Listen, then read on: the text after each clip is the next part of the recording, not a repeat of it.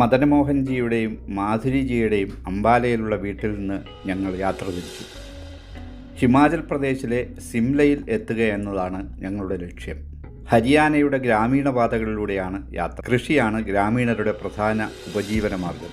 ഗോതമ്പും നെല്ലും കരിമ്പും ചോളവുമൊക്കെ സമൃദ്ധമായി വിളയുന്ന പാടങ്ങൾ, പോത്തുകൾ വലിക്കുന്ന ഭാരവണ്ടികൾ, നമ്മുടെ നാട്ടിലൊക്കെ എന്നേ അസ്തമിച്ചു പോയ ഗ്രാമക്കാഴ്ചകൾ.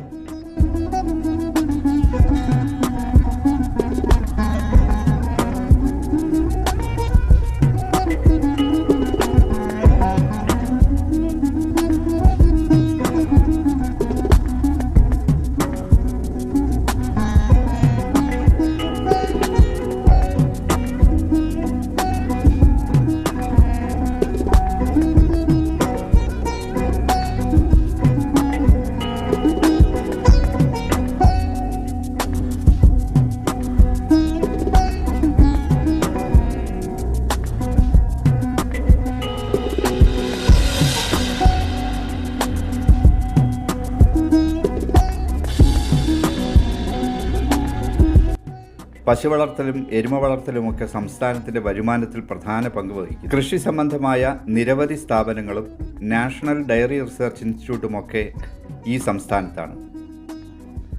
എരുമകളുമായി പാടത്തേക്ക് പോകുന്ന കർഷകരുടെ കാഴ്ചകളൊക്കെ ഗ്രാമങ്ങളിൽ സർവ്വസാധാരണമാണ്.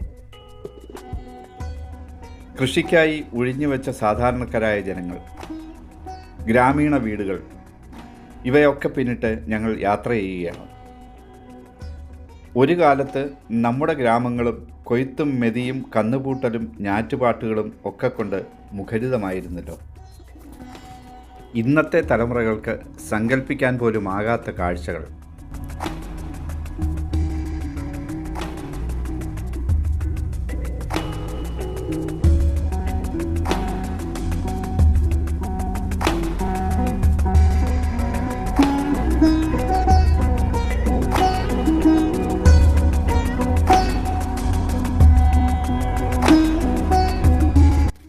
ഗ്രാമീണ പാതകൾ പിന്നിട്ട് ഞങ്ങൾ മുന്നോട്ട് പോവുകയാണ്.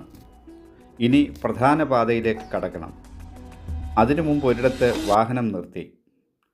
മദൻമോഹൻജി പഴങ്ങൾക്ക് വില പറയുകയാണ്. ഭാഷ വശമില്ലാത്തതുകൊണ്ട് ഞങ്ങൾ മൗനം പാലിക്കുന്നു.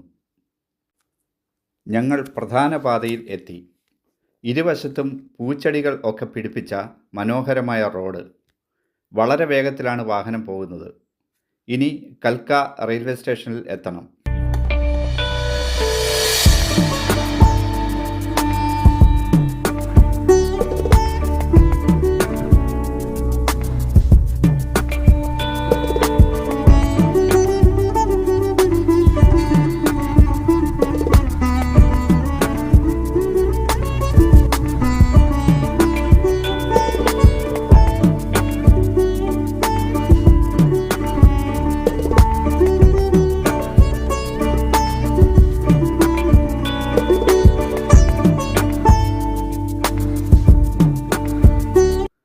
ഹരിയാനയിലെ കൽക്ക റെയിൽവേ സ്റ്റേഷനിൽ ഞങ്ങൾ എത്തിയിരിക്കുന്നു.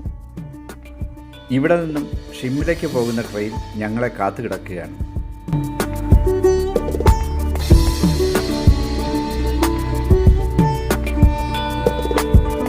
$760 വീതിയുള്ള നാരോ ഗേജിലൂടെയാണ് വാഹനം പോകുന്നത്. ബ്രിട്ടീഷുകാരുടെ കാലത്ത് ഭൂപ്രകൃതി അനുസരിച്ച് നാരോ ഗേജും ബ്രോഡ് ഗേജും മീറ്റർ ഗേജും ഒക്കെ പണിതിരുന്നു. വിദേശ ഭരണകാലത്ത് വേനൽക്കാല തലസ്ഥാനമായ ഷിംലയിലേക്ക് 1855 ഹെർബർട്ട് ഹാരിങ്ടൻ്റെ നേതൃത്വത്തിലാണ് ഈ പാത നിർമ്മിച്ചത്. ഹിമാലയ പർവ്വതനിരകളിലൂടെ നിരവധി ടണലുകളും ഒക്കെയായി 1913 ഇതിൻ്റെ പണി പൂർത്തിയായി. വണ്ടി പുറപ്പെടുകയായി. ഷിംലയ്ക്ക് ഇവിടെ നിന്നും 96 കിലോമീറ്റർ ദൂരമുണ്ട്.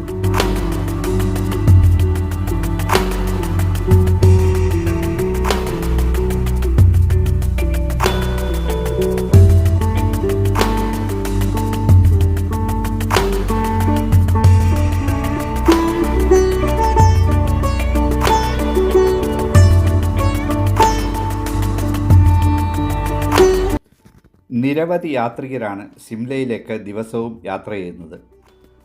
വിദേശികളും സ്വദേശികളുമായ ടൂറിസ്റ്റുകളാണ് മിക്കവരും. പുറം കാഴ്ചകൾ നന്നായി ആസ്വദിക്കാൻ കഴിയുന്ന വിധത്തിലാണ് വണ്ടിയുടെ ഉൾവശം ക്രമീകരിച്ചിരിക്കുന്നത്. കഥകൾ പറഞ്ഞും പാട്ടുപാടിയും ടണലുകളിൽ കയറുമ്പോൾ കൂക്ക് വിളിച്ചും യാത്രക്കാർ ആസ്വദിക്കുന്നു. ഒരേ കാഴ്ചകൾ കണ്ട് കുറേ കഴിഞ്ഞ് ചിലർ മയങ്ങുന്നു. ജീവിതത്തിലെ മറക്കാനാവാത്തൊരനുഭവമാണ് ഹിമാലയൻ റാണി എന്ന് പേരിട്ട ഈ ട്രെയിൻ നമുക്ക് നൽകുന്നത്. മഞ്ഞുവീഴ്ച ഉണ്ടാകുന്ന കാലത്ത് ഇവിടെ എത്തുന്ന യാത്രികരും ഉണ്ട്. ഇപ്പോൾ തണുപ്പ് പൊതുവെ കുറവാണ്.